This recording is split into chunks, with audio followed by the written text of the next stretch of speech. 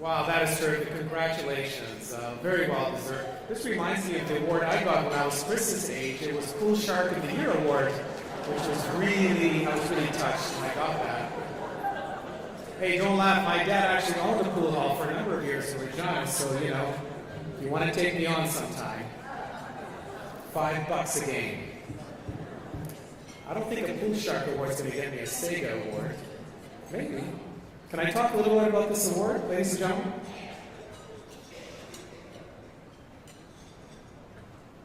And here it is. This design features a figure releasing a bird in an artwork style that is reminiscent of those seen in ancient Greek pottery. You can see it right there. The bird is a metaphor for the journey many Greeks and other immigrants took to reach Canada, and it carries a maple leaf and an olive branch in its beak. This is a symbol of the intertwining of the two cultures and societies. The artwork, by the way, was designed by a very good friend of mine from Vancouver, Constas, and his colleague and partner in business, John Bilal of Signals Design Group. In 2003, I think some of you know this, and it was truly a big honor and a big deal. In 2003, the same artwork was used on the AHEPA stamp and became part of the National Archives of Canada. And AHEPA and the designers truly have something to be proud of for that. Wouldn't you agree? That was very good.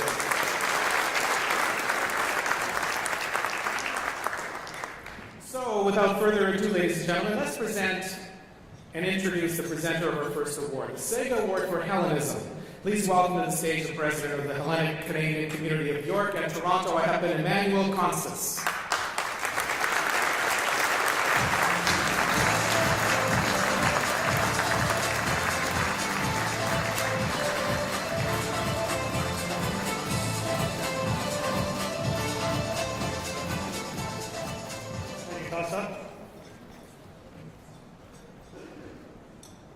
Good evening, everyone. It's an honor to be here tonight with you. On behalf of the Hellenic Canadian Community of York Region, I'd like to congratulate all the award recipients this evening for their great achievement and their many years of service to the Greek communities that they serve. We're especially proud of the HCCY because we have two past presidents who are award recipients this year, and we're honoring them for the many years of service in our community as well as the other communities that we serve. At the HCCY, we joke that there must be something in the water that transforms great men into great leaders and great presidents at the HCCY. As a result of the many years of service to the Greek communities, this year's recipients have ensured that the Greek culture in Toronto and across Canada will be around for at least one more generation. It's up to all of us, and especially the young people in this room, to take that torch and ensure that the Greek culture moves forward at least one more generation after that.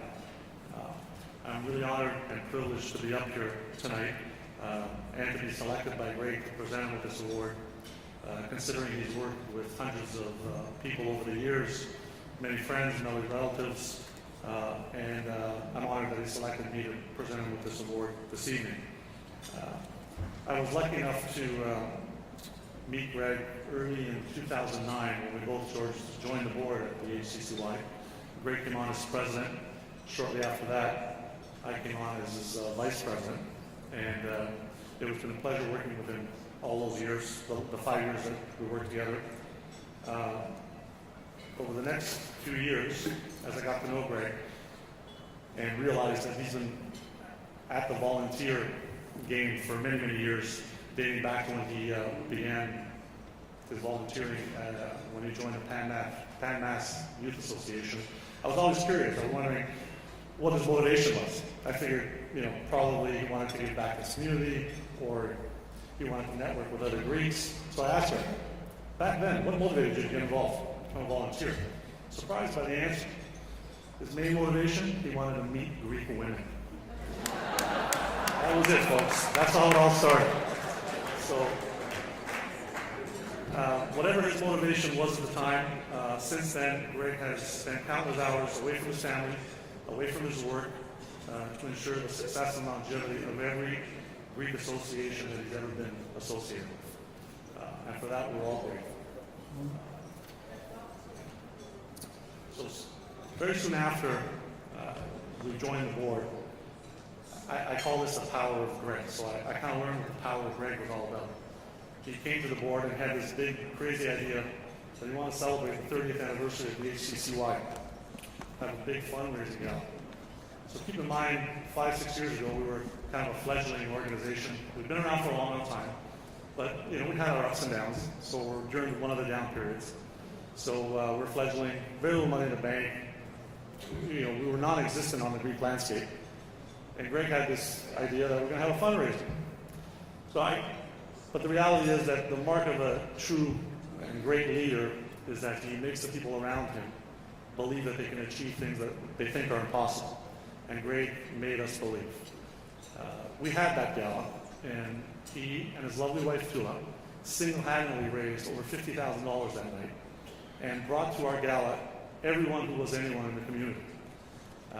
And it turned out to be a smashing success. And that's what I learned was the power of Greg at the time. And there were many more after that, but that was the beginning. That particular night, the HCCY was reborn, and that was all a tribute to Greg and his lovely wife, Tula. So 5 years later, he steps down and leaves behind the third largest Greek school in Canada with over 300 kids, a healthy bank account, and respect from other Greek organizations who didn't even know us 5 years prior. And that's what Greg left behind, and he's ensuring that the HCCY is healthy and left behind a successful organization that will continue to grow and benefit our kids and our youth for the years to come.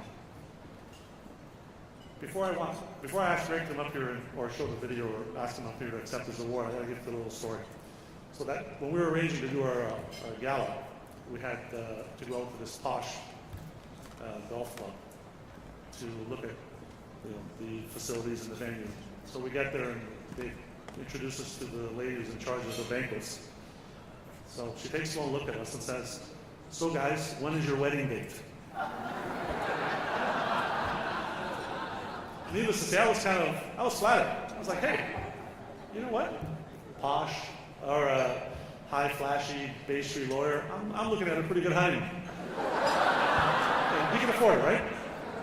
Greg was not impressed. He takes one look at her and goes, "Listen, lady, we're not here to get married. We're here to discuss our gala." So needless to say, we didn't pick that venue for our gala. We went somewhere else. But it was a great gala nonetheless. And I believe there's a video that's going to be shown right now. So sit back, relax, and while we present to you the Greg and Emmanuel wedding video. The Greg bio.